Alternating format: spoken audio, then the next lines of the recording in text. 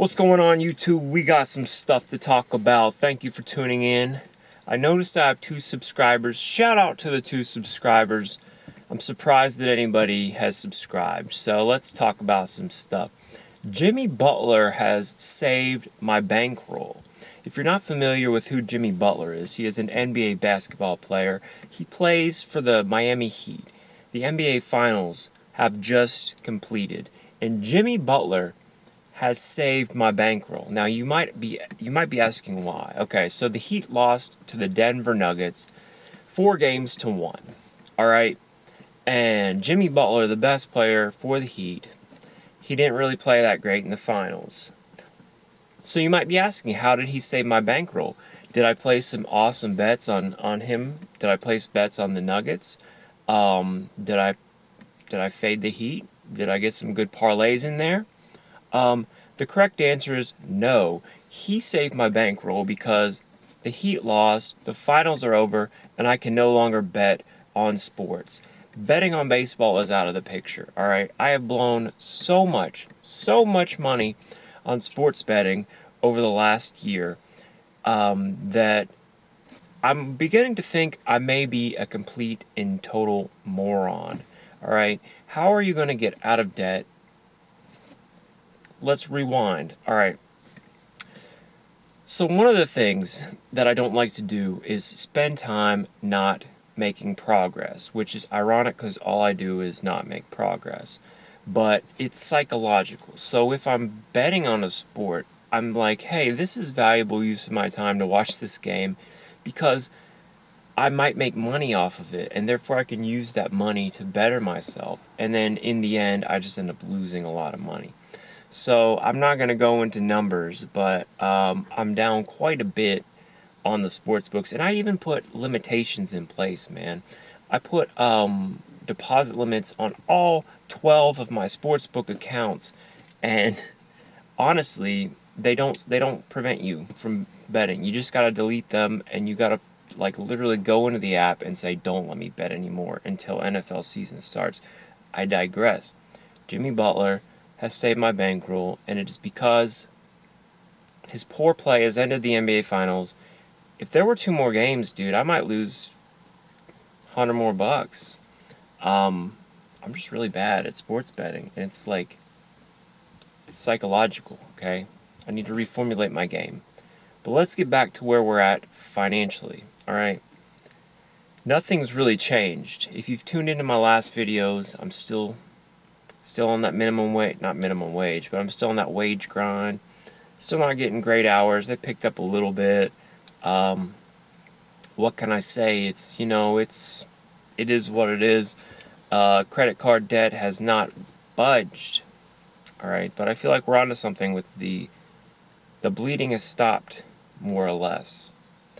So I was watching some Dave Ramsey, and he has some dummies call in, and they make, get this, $225,000 household income.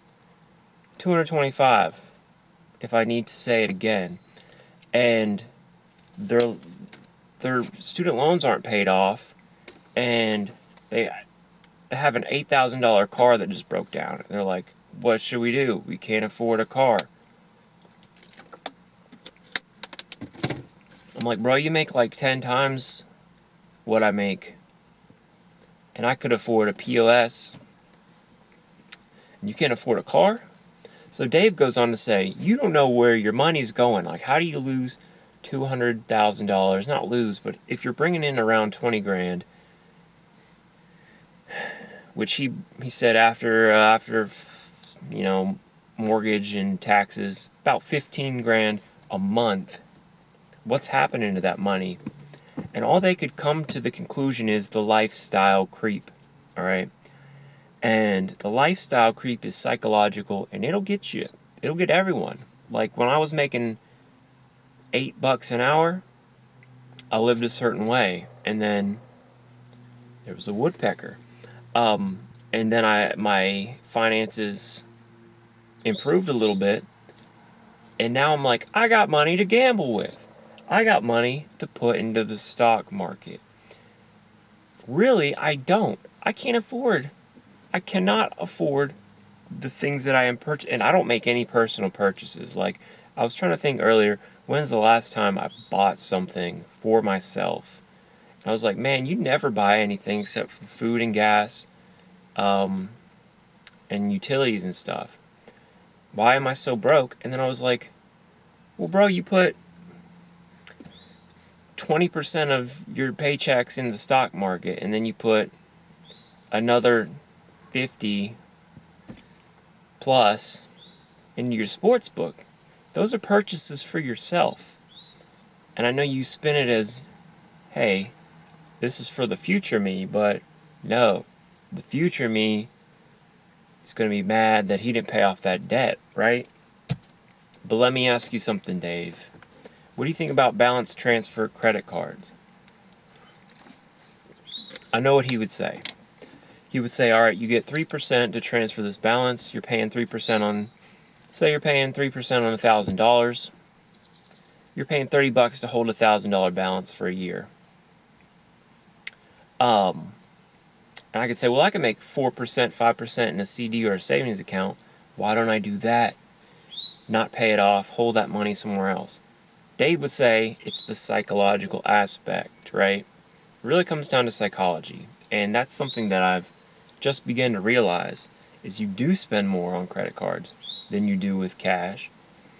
And knowing that you can hold the debt is going to make you spend more. For example, when I go to Taco Bell, I have a rewards card, 5%. I say, so what if my meal is $6? I get 5% back.